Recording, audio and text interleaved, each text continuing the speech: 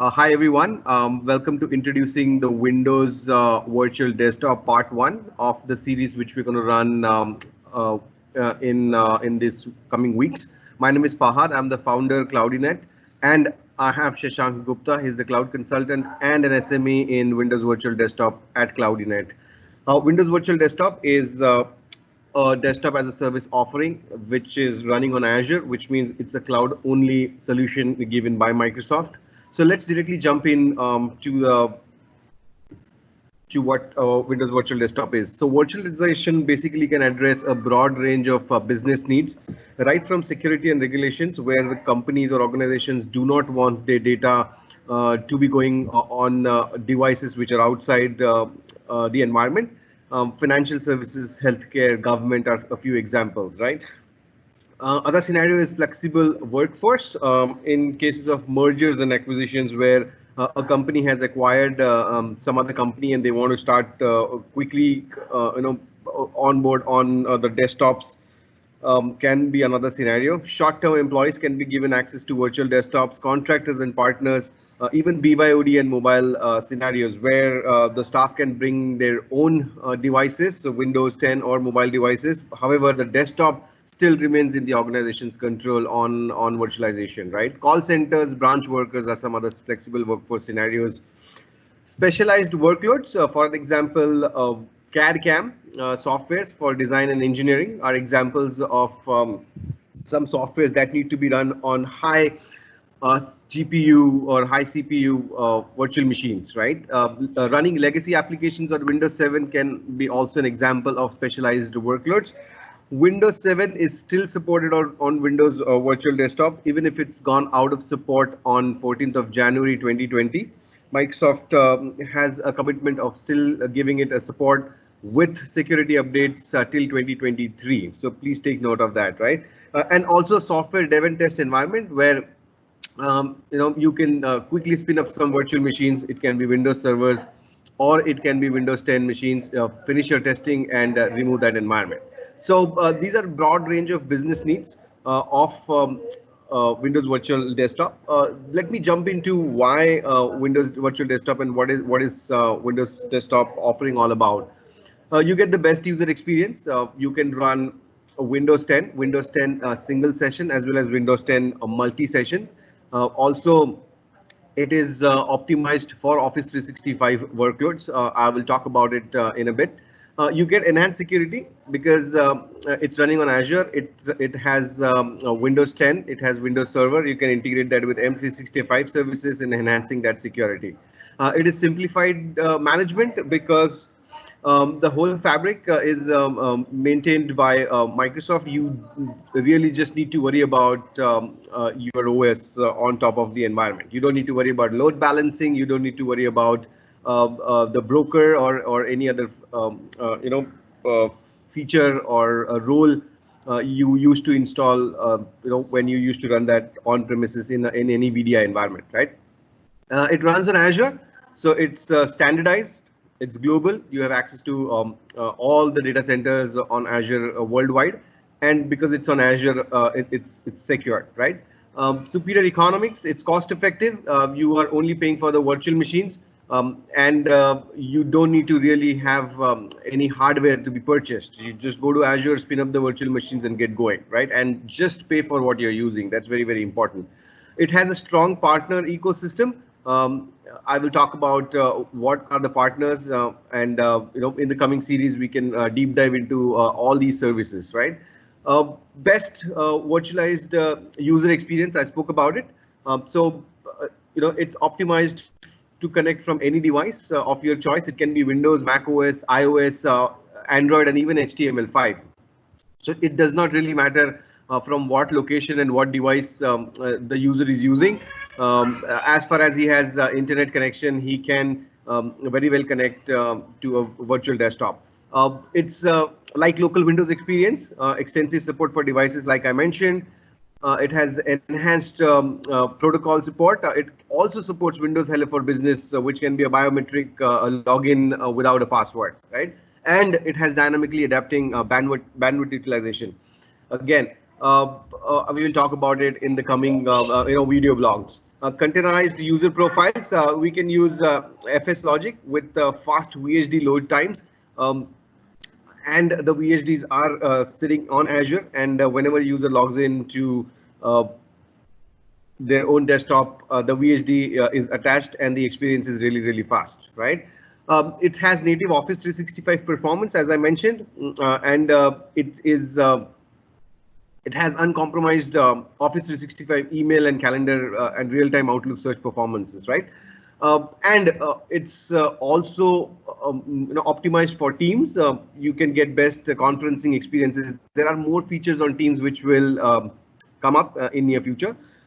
It also supports OneDrive files on demand feature. So please note that it uses the same OneDrive 1 terabyte space, which comes with an Office 365 subscription for each user. So you are really not utilizing any Azure storage, but the storage which comes with a OneDrive Office 365 subscription, right? Enhanced security, as I mentioned, that you can integrate Windows Virtual Desktop with M365 services, which means you can apply multi-factor authentication, conditional access, etc. for sophisticated security, right? Reduced surface attack for reverse with reverse connect technology. We will talk about it more later. Granular access control. You can give multiple admins, can be assigned role-based access, and each user has an isolated session, right? Again, it's built on Azure, and hence you get access to all the 54 Azure regions. You can deploy Windows Virtual Desktop pool on the region nearest to you. So please take a note of that, right? So the user's location and your Windows Virtual Desktop location should be, in close proximity for the best performance, right? It has extensive partner ecosystem. As I mentioned, you can run Citrix and VMware also on Windows Virtual Desktop. You can also use Citrix and VMware management planes to manage Windows 10 Enterprise multi-session, right? There are other value-added partners. There are a few. You see on the screen, Lakeside for migration, Nerdio for a rapid deployment of Windows Virtual Desktop environment are an example, right? Most of the customers are eligible for Windows Virtual Desktop. As far as you have M365 E3, E5, M365 A3, A5 or student use benefits, M365 F1, M365 Business, name change now to M365 Business Premium, Windows 10 Enterprise E3, E5, Windows 10 Education A3, A5, Windows 10 VDA per user's license, of course, right? So that makes you eligible to run Windows Virtual Desktop. If you have a server operating system, you are eligible if you have a remote desktop service CAL license with an active software assurance in place, right? You pay only for the virtual machines, storage, and the network consumed. So that's very, very important, and that's where the value proposition comes out to, right? You can take advantage of the 1 year and the 3 year reserved virtual instances, so you save up to 70% on that as well, right? Fahad, can you take back to the previous slide, please? This is in the RDCal licenses and active software assurance where you've mentioned. So there are small organizations which might not be able to have their own EA portal or may not be having. So these RDCal licenses can also be taken in CSP subscription, which is available for 1 year or 3 years as well. So you don't really have to have active software assurance license for that. Right. So you can go the CSP route as well, right? Yeah. Yeah. Right. Yeah. So this is the high-level architecture. If you see on your right-hand side, you see that web access, diagnostics, gateway management, broker, even the load balancing, everything is taken care by Microsoft. You just need to have a subscription. You need to have your own Windows 7 Enterprise, Windows 10 Enterprise, Windows 10 Enterprise multi-session, and Server OS, which is Server 2012 R2 and above, and remote app. Right. Again, the compute, the storage, the virtual machine, everything is managed by Microsoft. So you really do not need to worry about all that. Right. It utilizes Azure Active Directory Identity Management Service and provides a virtualization infrastructure as a managed service. You can deploy and manage VMs on your own Azure subscription. You can manage using existing tools like Configuration Manager or even Microsoft Intune. Right. and simply connect to on-premises resources. So if you have a hybrid environment, you can have a site-to-site VPN connection or even an express route into your Azure data center, and then connect those virtual desktops with anything which is on-premises. So it gives you a great flexibility even in a hybrid scenario. There are some prerequisites, of course. So the first one is, choose an identity strategy. If you do not have an on-premise environment at all, and if you are cloud only, you can go ahead and use Azure AD domain services. You can also have your own virtual machine with a domain controller running on Azure. And if you have a hybrid environment, then you can have an express route or VPN connectivity to your on-premises domain controller, right? There are some best practices which Shashank and I will talk about, and what works and what will not work in this demo as well as in the future demos, right? Point number 2 is that you can choose where to host your FS Logic profiles, the VHD I spoke about. So I'm sorry, my PPT is acting on me. However, you can choose where to host your FS Logic profiles. It can be on a file server, Azure Files with Azure ADDS and Azure NetApps files. We'll have a separate video session on FS Logic, as it's more of a complex topic, right? Number 3 is make sure you have an Azure subscription. You have from a credentials perspective, you have a subscription admin, an Azure global admin, an Active Directory administrator, and Windows Virtual desktop tenant admin as well. And if you want to have Intune integration, then make sure that you have your configuration app policies and conditional access policies plus information protection policies. Shashank will show you a quick demo on how it works and all in action. And in future videos, we will show you more deep dive, right?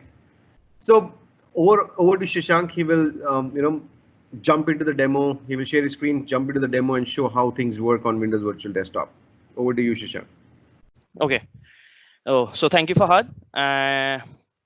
So in our demo environment, I have one domain controller, which is running on Windows 2016 server, which is hosted on Azure. I have 2 desktop clients in a host pool and added in one single host pool, which are on the same virtual network as the domain controller. I have AD Connect running on the DC with device option enabled. So running AD Connect on the DC is not recommended, but I mean, this is our demo environment, so I thought of installing the AD Connect on the domain controller only. I have enabled device option so that we have the host pool machines added as hybrid Azure AD join machines. Why we need that? We need that because we want to make sure that our Intune policies, our compliance policies for Intune enrollment, and our our configuration policies with the help of auto enrollment can be pushed onto those devices. So that's why we needed device options.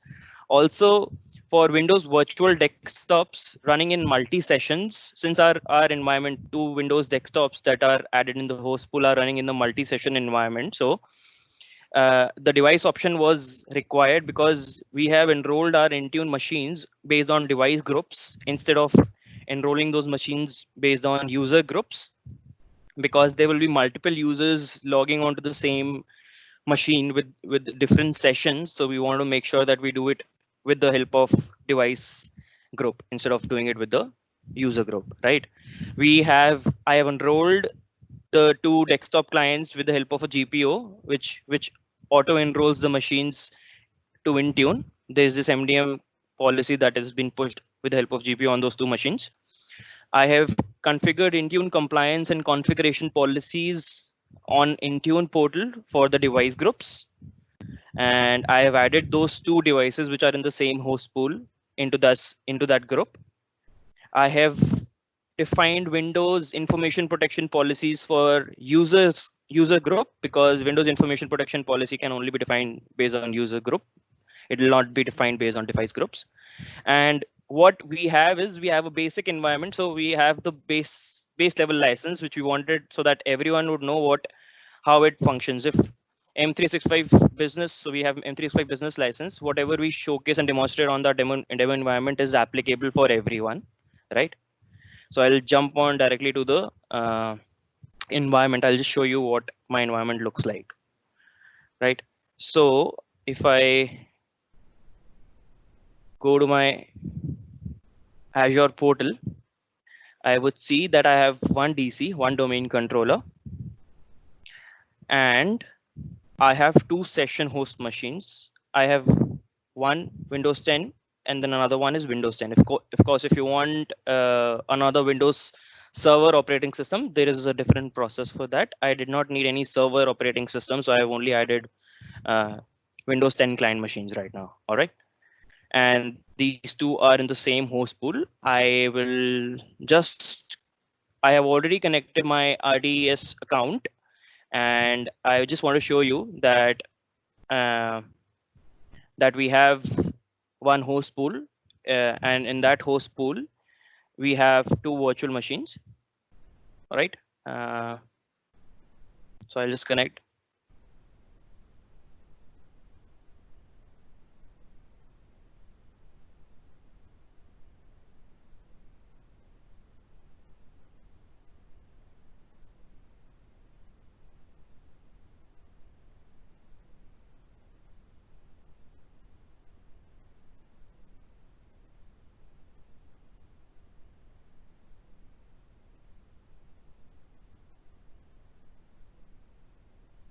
So if you see in that session host, in the host pool name, Windows host pool 01, I have only two virtual machines, both Windows 10 operating systems, and the OS version details are also stated there. Right now, I don't have any sessions running on any of the virtual machines. If you see, right, I'll go directly onto my domain controller and I'll show you what I have configured. This is my domain controller, and I have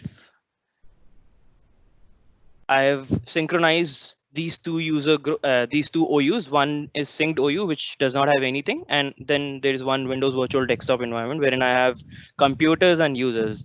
These computers are the host pool, the machines in the host pool, and the users are which I have created. I have synchronized the users and enabled device group option as well. And once you do that, I'll go onto my Azure portal and see. This is my Azure portal for this Azure AD account, and I'll go to the user group and I'll show you that these users are already synchronized. So if you see, there are these three users which are already synchronized from on-prem AD, and this is one of my AD accounts which is on cloud only.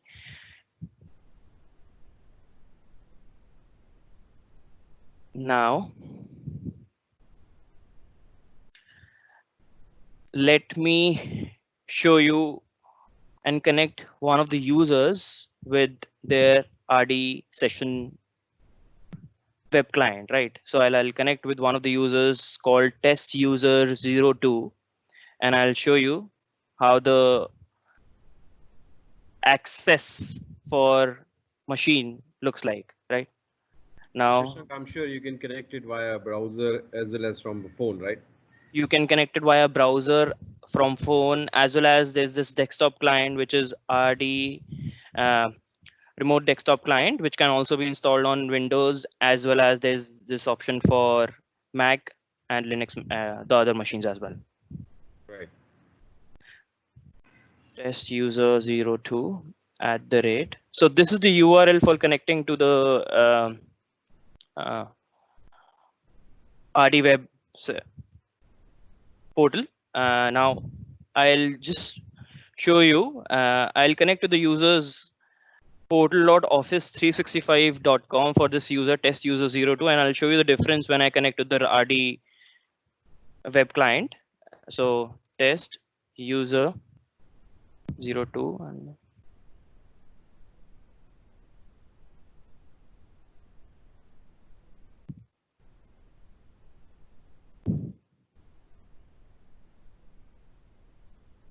now this user is able to log into Office 365 portal from anywhere, right? He did not get any multi-factor authentication prompt or nothing like that. But when he tries to connect to the RD web session host, I'll show you the difference. Now let's connect this user and see the difference. Now, when he connects to the web environment, RD web client, he gets a second factor of authentication, multi-factor authentication. Once he approves the access, only then he's able to get through the RD web. So right now the MFA was on your Access. phone, right, Shashank? Yes, the MFA was on my phone application, a multi-factor authentication application. Right. Now, this is the session desktop, and I'll connect to the session desktop, and it'll be prompted to enter the credentials again. Now, you don't have to open any 3389 ports for this. It works based on reverse proxies.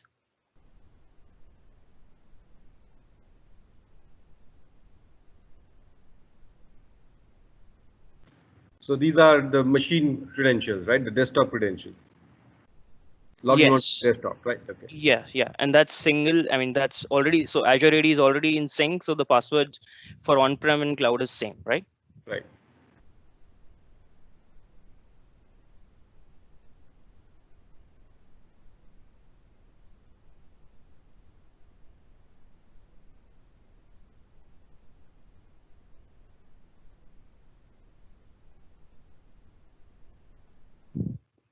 So this is the desktop session for this user. Now let me show you something different for another user, right? Let me connect with another user, test user 01, and I'll show you the difference.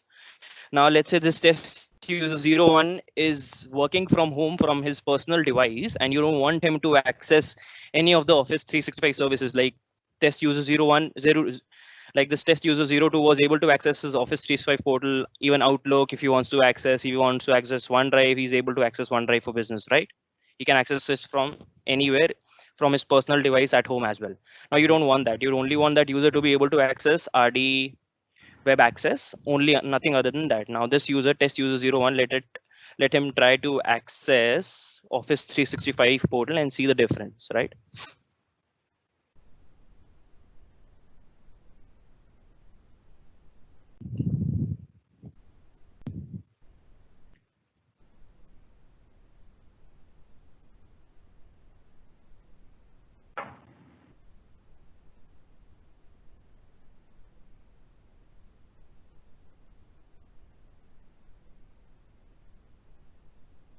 Now, when this user tries to log into any of the web services, he would not be able to go through because he does not have access right on those services from any unmanaged device, from his personal device, be it Windows, be it Android or iOS, right? He is not able to access anything apart from RD web.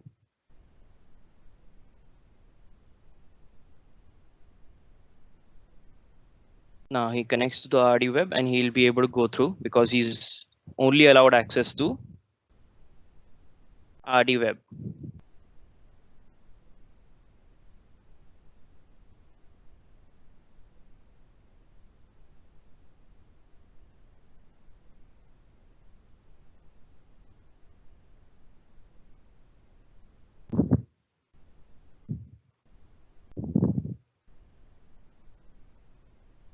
Right? So he's only able to access the desktop session host, nothing other than that. And let's connect to the session host environment for this user as well.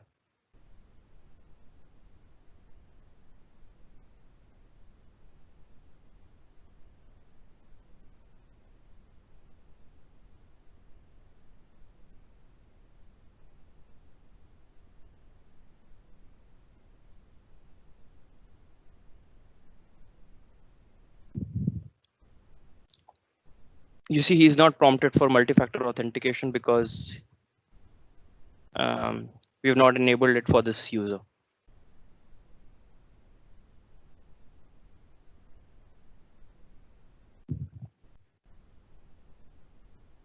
Right. Now, this user, let me show you that both the users are connected onto a different session host. If I connect CMD and I run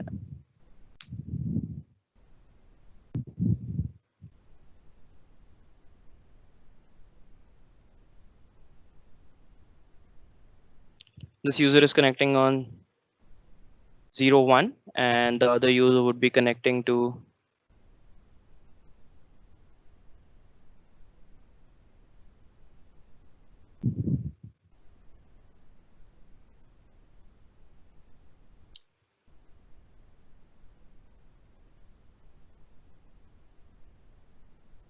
0 machine, right? Both are connecting to the different machines. Now, if the third user who comes in, he will either be connected to this machine or to that machine, right?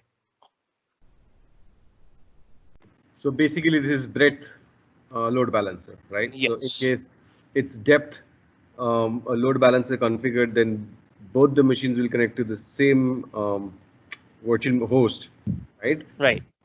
Until Right. we exhaust the limit we allow, right? So Yeah. that's the difference. So load balance. Breadth. Yeah. Yes, the load balancer type is breadth first. So that's why. Breadth. Now, there's one more custom RDB property which I have enabled, because since we want it to be secure, we don't want the clipboard operations to redirect from outside the machine, outside the sessions to the local machines which they are working from. That's why I've enabled this RDB redirect clipboard property to set to 0. What it does is whosoever is in that session host, and if he tries to take out that session host, he will not be able to take that information. Now, let me open one of the documents on one of the user accounts.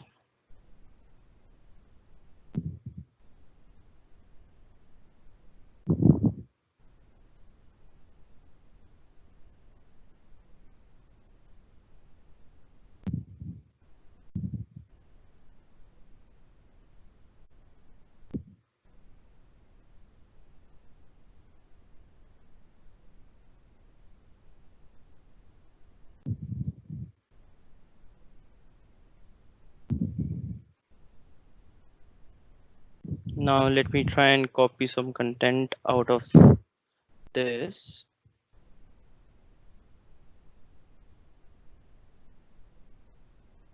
This user tries to take out this information from the machine and tries to paste it on his machine notepad, let's say. When he does that, the only thing that he is able to copy, I'll do that again. Right click and copy, and I'll right click and paste, right? I'm not able to paste, take the content out from the session host, right? This can be enabled with the help of group policies or some custom policies. So if I show you the RDP properties, there are a lot of RDP custom properties which can be enabled, like audio capture modes and audio mode. So all those custom properties can be defined, and there are lots of custom properties. This is documented here in the support document. So one of those documents, one of the custom properties which I use was remote redirection, and that has been set to 0. That's why user is not able to take the information out from the environment, right? There are lots of custom properties which can be used. Now, I want to show you that these two virtual machines, these two machines which are in the same session host are managed with the help of Intune. So I have already joined those machines as hybrid Azure AD joined, and those machines are already in tune to enroll to Intune. So if I go to the devices, and here you'll see both the devices are already hybrid Azure AD joined, and both are managed by Microsoft Intune, right? And this is defined based on the device groups. As I mentioned before, it's based on the device group instead of the user groups, right? Now let me show you some of the operations which I've restricted on the machines, right? Both the machines are managed by Intune, and both the machines have Windows information protection policies applied. That means the content cannot be taken out even from the session environment, right? So if the user is smart enough and he wants to take out some information, maybe he does not have that, he needs to work from home and he has some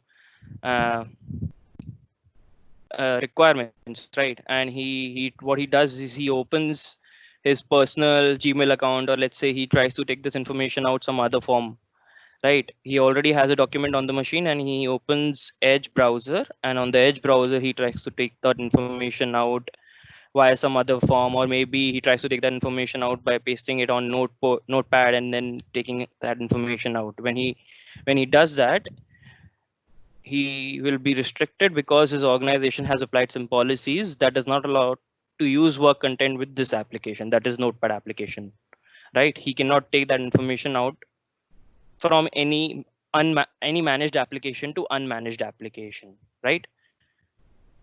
So if you see this briefcase mark, this is what means. I mean, whenever you try to copy some content or take some information out from managed applications like Teams, Word, Outlook, Excel, all the Office applications, the content will be restricted to those Office applications. So if I want to take that information out from Outlook or one Word file and I want to paste it on Teams, I will be able to do so because it's a managed application. So the work does not get hampered, right? But taking that information out from the device is something that gets restricted.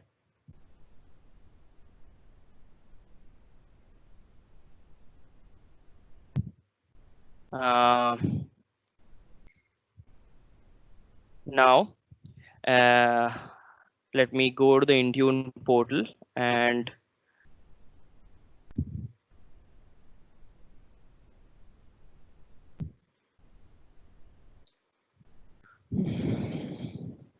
show you something where I've published Teams application on those two machines, right? So if you see Microsoft Teams line of business MSI application is installed on the host pools. And if I see the device install status, it says it's installed on those two machines, right? So the MSI application is already installed. And if I go to the devices and I see the install status, I can see the install status as well of, let me click on one of the devices and go to managed applications. And in the managed applications, I see the Teams application is installed. So if the application which the user sees on his desktop session is installed with the help of Intune app management configuration policies, right? So we've pushed this application with the help of Intune.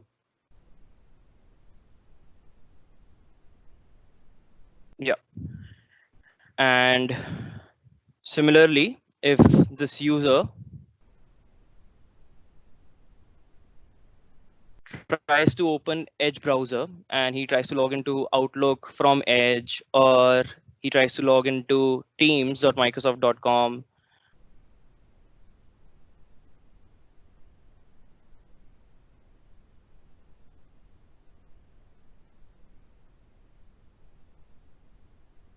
both.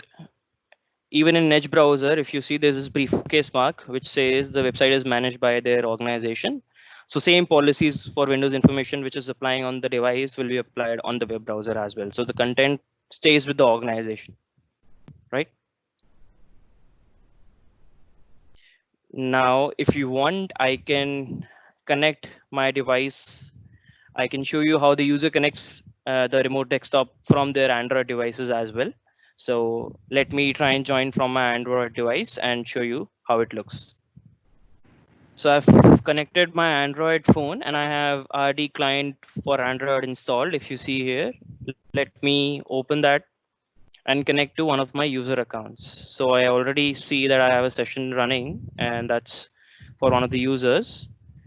Let me refresh the sessions and connect. Now, the user account which I'm using for connecting from my Android device is Shashank at WVD Technologies, and I click on connect. It takes me to gateway connection and it'll ask me for the password again. I've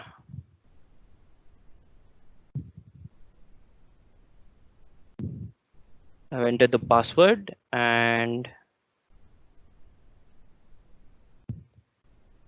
yeah, we are logged into the Windows machine on my Android phone. So do you see the test document? Yeah, I do. Okay, so this is my device, and I can on my Android phone as well. If I want to start, I can start working Okay. on my So machine you get as a well. desktop experience even on your Android. Okay. Yes, same thing.